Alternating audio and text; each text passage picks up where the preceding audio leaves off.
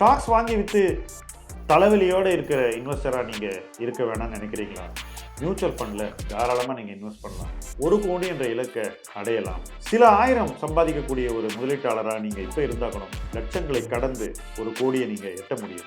Milestones 12 அதற்கான ஒரு இடம் தான். அது உங்களுக்காக தான் உருவாக்கி இருக்கும். இந்த பிளாட்ஃபார்ம் மூலமாக நீங்கள் நிச்சயமாக 1 கோடி என்ற இலக்கை அடைய முடியும். ஒவ்வொரு மைல்களாக கடந்து 1 கோடி உங்களுக்கு வந்து சேரும். கீழே உள்ள ஃபார்மை ஃபில் பண்ணுங்க, M2W சேருங்க, நிம்மதியாக இன்வெஸ்ட் பண்ணுங்க.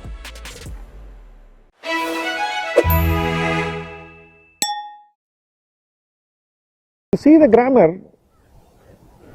you just respect it.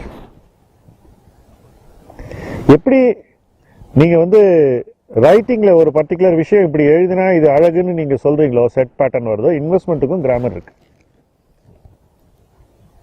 அது ஒரு வகையில அழகியலும் சேர்ந்து வருது. அதாவது நீங்க அப்ரிசியேஷன் எப்படி பண்றீங்க? வெறும் EPS/PE ரேஷியோஸ் அந்த பண்றீங்க, நிறைய இன்டான்ஜிபிள்ஸ் வந்துருது. ஸோ அந்த இலக்கணத்தோட ஒரு அழகியல் வருது. இதுதான் இன்வெஸ்ட்மெண்ட்ல நம்ம கற்றுக்கொள்ள வேண்டிய விஷயம். சிம்பிளா சொல்லிட்டேன், அவ்வளோதான் விஷயம். பட் இதை கற்றுக்கிறதுக்கு எவ்வளவு நாள் ஒருத்தவங்க முயற்சிக்கணும்? இது வீடியோ பார்த்து கற்றுக்கிற விஷயம் இல்லைங்க.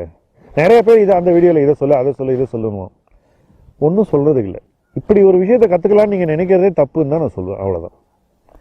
அது உணர்வு பூர்வமாக கற்றுக்கொள்ள வேண்டிய விஷயங்கள். இந்த அழகியலுங்கிறது எப்படி நீங்கள் ஒரு விஷயத்தை பார்த்தா, இந்த கார்டனை பார்த்தா இந்த ஃப்ளவர்ஸ் நல்லா இருக்குன்னு சொல்கிறீங்களோ, அல்லது இந்த நேச்சர் பிக்சரை பார்த்தா நல்லா இருக்குன்னு சொல்கிறீங்களோ, இந்த அனிமலினுடைய ஒரு போஸை பார்த்தா அழகுன்னு சொல்கிறீங்களோ, இந்த ஃபர்னிச்சருடைய டிசைன் நல்லா இருக்குன்னு சொல்கிறீங்களோ, இந்த பில்டிங்கினுடைய அமைப்பு நல்லா இருக்குன்னு சொல்கிறீங்களோ, அது ஒவ்வொருத்தருடைய ஒரு ஏஸ்தட்டிக் சம்மந்தப்பட்டது. இன்வெஸ்ட்மெண்ட்டுக்கும் நீங்கள் உங்கள் ஏஸ்தட்டிக்கை வளர்த்துக்கணும்.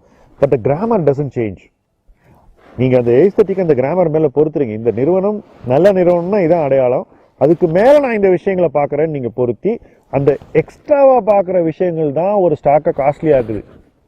அங்கே தான் நம்ம ஒரு ஸ்டாக்கை சரியாக மதிப்பிட்டு குறைவான மதிப்பீட்டில் இருக்கும்போது வாங்குகிறோம். அதே விஷயம்தான் சமூகத்தினால அதிகமாக மதிப்பிடப்பட்டு மிகையாக மதிப்பிடப்பட்டு நமக்கு லாபத்தை கொடுக்குது. இவ்வளோதான் விஷயம். ஸோ அதை எப்போ நம்ம பார்க்கணும், எப்போ சொசைட்டி பார்க்குது, அந்த இடைவெளி நாம் எப்போ பார்க்குறோங்கிறத எது டிசைட் பண்ணுது? நாம் சீக்கிரம் பார்க்கணும்னா நமக்கு அந்த grammar of a good business ரொம்ப தரவாக தெரியணும். அந்த கிராமர் தரவாக தெரிஞ்சிருச்சுன்னா அதுக்கு அடுத்தபடியாக நமக்கு அந்த பிஸ்னஸில் இருக்கக்கூடிய இன்டான்ஜிபிள்ஸ், குட்வில், அந்த அழகியல் நமக்கு தெரிய ஆரம்பிச்சிடும். வாவ், இந்த ப்ராடக்ட் தவிர வேற ஒரு ப்ராடக்ட்டை யாரும் வாங்க மாட்டேங்கிறாங்க. வாவ், இந்த ப்ராடக்ட்டுக்கு மக்கள் அதிக விலை கொடுத்து வாங்க தயாராக இருக்காங்க. இந்த சோப்புக்கு 10 ரூபா விலை ஏற்றினா கூட இதைத்தான் மக்கள் வாங்குறாங்க. ரைட்? இந்த ப்ராடக்ட் தான் மக்கள் கன்சியூம் பண்றாங்க. இந்த கம்பெனியினுடைய பிராண்டுக்கு இருக்கக்கூடிய மதிப்பு மற்ற எந்த கம்பெனிக்கும் இல்லை. அதே நூடுல நெஸ்லே பண்ணாலும் ஐடிசி பண்ணாலும் நெஸ்லேக்கு தான் பிராண்ட் கேப்சர் இருக்கு, குட்வில் இருக்கு. ஐடிசிக்கு அதே ஃபேக்டரியில தயாரான பொருளுக்கு கூட அதே மதிப்பு கிடைக்கிறது இல்லை. இப்படி ஒரு அழகியலை நீங்க ஃபர்ஸ்ட் உங்க பேசிக் கவர்னன்ஸ், அந்த ஹெல்த் செக் எல்லாம் பண்ணி அந்த ஹைஜீன் ஃபேக்டர்ஸ் எல்லாம் உங்களுக்கு தெளிவாக புரிஞ்சதுக்கு அப்புறம், அந்த நிறுவனத்தினுடைய இலக்கணம் இது சரியா இருக்குன்னு தெரிஞ்சதுக்கு அப்புறம் தெரியக்கூடிய விஷயங்கள். இப்படி நிறைய விஷயங்கள் இருக்கு. சரியா தப்பாங்கிறது காலம்தான் பதில் சொல்லுவோம். தப்பானா என்ன ஆயிட்டு போட்டோம். 100 விஷயத்துல நம்ம சரியா இருந்தா 10 விஷயத்துல தப்பா இருந்தா தப்பா? நம்ம கடவுளா? இல்ல. ஸோ ராங் ஜட்மெண்ட்ஸ் எல்லாம் வரும். பட் அதையும் நம்ம இந்த மாதிரி எக்ஸ்பீரியன்ஸ் பண்ணி தான் கற்றுக்க முடியும்.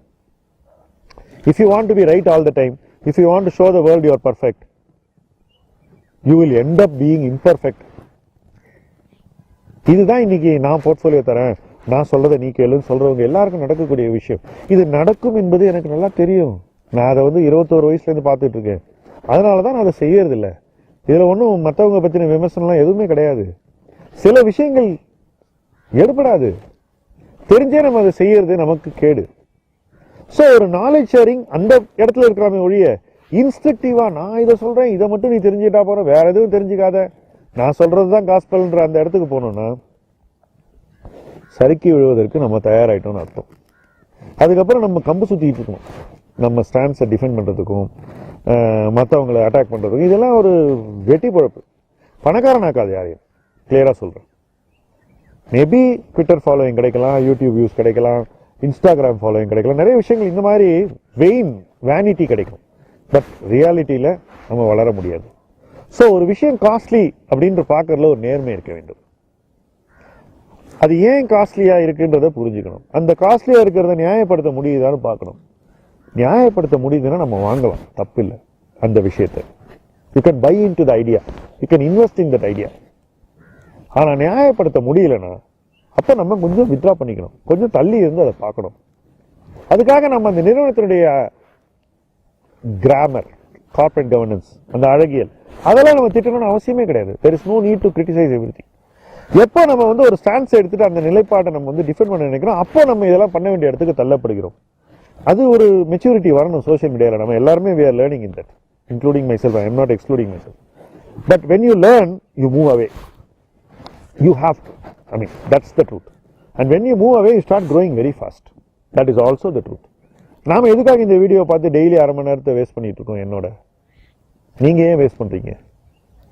இது எங்கேயாவது ஒரு ஸ்கோப் இருக்கான்னு பாக்குறீங்க, அதுதான் உங்களுடைய தேடல். அது அந்த தேடல் ஜெயிக்கணும்னா இந்த தாட் ப்ராசஸ் உங்களுடைய மைண்டுக்குள்ள வரணும். ஓகே, ஸோ சும்மா high PE, low PE, good company, bad கம்பெனின்ற ஒரு பைனரியை கடந்து பிளாக் அண்ட் ஒயிட்டா எல்லாத்தையும் பார்க்காம நிறைய கிரே இருக்குன்றது புரிஞ்சுக்கிட்டு அந்த கிரேல இருந்து ஒரு கம்பெனி ஒயிட்டுக்கு போகுதா பிளாக்குக்கு போகுதாங்கிறத நீங்க ஜட்ஜ் பண்ண கத்துக்கணும். இன்வெஸ்ட்மெண்ட் வேர்ல்ட்ல 3 கலர் இருக்கு, பிளாக், ஒயிட் அண்ட் கிரே. அதுல பிரதான கலர் கிரே. சோ எது காஸ்ட்லின்ற அந்த விவாதத்துல முக்காவாசி நேரம் நம்ம ஆரம்ப புள்ளி பிளாக் இல்ல, ஒயிட் இல்ல, grey. Expensive stock, buy at any price, அந்த பிலாசபி வந்து உங்களை ஒயிட்ல ஆரம்பிக்குது. That is not a good place to start. ஏன்னா அங்கேருந்து நீங்க எங்கேயும் போக முடியாது, கிரேக்கு தான் வர முடியும். சில நேரத்தில் பிளாக்குக்கு போயிடுவீங்க. இந்துஸ்தான் லீவர் எனக்கு தெரிஞ்சு 1990ல நான் மார்க்கெட்டுக்கு வந்த போது ஒயிட்ல ஆரம்பிச்சுது. 2009ல் பிளாக்ல வந்து நின்னுது. இன்னைக்கு மறுபடியும் ஒயிட்டுக்கு வந்திருக்கு. நடுவில் நிறைய கிரே. நெஸ்ட்லே என்னைக்குமே ஒயிட்ல இருந்த ஒரு கம்பெனி மேகி நூடுல் கான்ட்ரவர்சியும் போது கிரேக்கு போச்சு. ஐடிசி ரொம்ப நாளைக்கு மேனேஜ்மெண்ட் வந்து நிறைய மிஸ்அலோகேஷன் ஆஃப் கேபிட்டல் பண்றாங்க, அதுக்கு வந்து ஜஸ்டிஃபிகேஷன் இல்லைன்ற ஒரு வாதம் மார்க்கெட்ல சூடு பிடிச்ச போது it went from white to grey. சரி பண்ண உடனே it is still trying to go towards super white. இது வரைக்கும் அது நடக்கலை. ஆனால் அது சூப்பர் ஒயிட் போகும் போகும் போகும் நம்ம வந்து ஒரு எதிர்பார்ப்பை வளர்த்துக்கிட்டு இருக்கோம். மற்றவங்க கிட்ட அதை வளர்க்குறோம். சில நேரம் நாமே அந்த பானையை போட்டு உடைச்சிடுறோம். ரைட். ஸோ எப்படி நம்மளை மேனேஜ் பண்ணிக்கிறோம் அப்படிங்கிறது வெளிப்படையாக நிறைய பேர் காட்டுறாங்க வெளியில், தவறு இல்லை. பட் அந்த கான்சிக்வன்ஸை ஃபேஸ் பண்ண அவங்க ரெடியாக இருக்கணும். If you want to be so vociferous, so loud, so in your face, நீங்கள் இந்த கான்சிக்வன்ஸை ஃபேஸ் பண்ணி ஆகணும். இதுதான் வந்து இன்வெஸ்ட்மெண்ட் வேர்ல்டில் காஸ்ட்லி ஸ்டாக்ஸை நியாயப்படுத்துறதுல இருக்கக்கூடிய பிரச்சனை.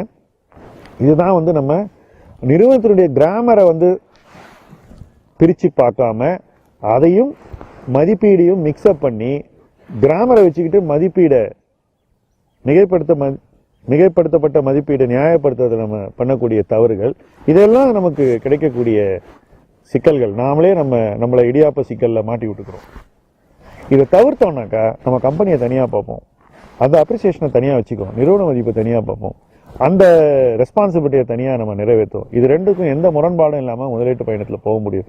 எப்போல்லாம் நிறுவன மதிப்பு சாதகமாக இருக்கோ இந்த இலக்கணம் நம்ம கை கொடுக்கும், டக்குன்னு ஒரு டெசிஷனை கையில் கொடுக்கும். எப்போல்லாம் நிறுவன மதிப்பு மேலே போகுதோ அந்த டெசிஷனை பாஸ் பண்ணும்.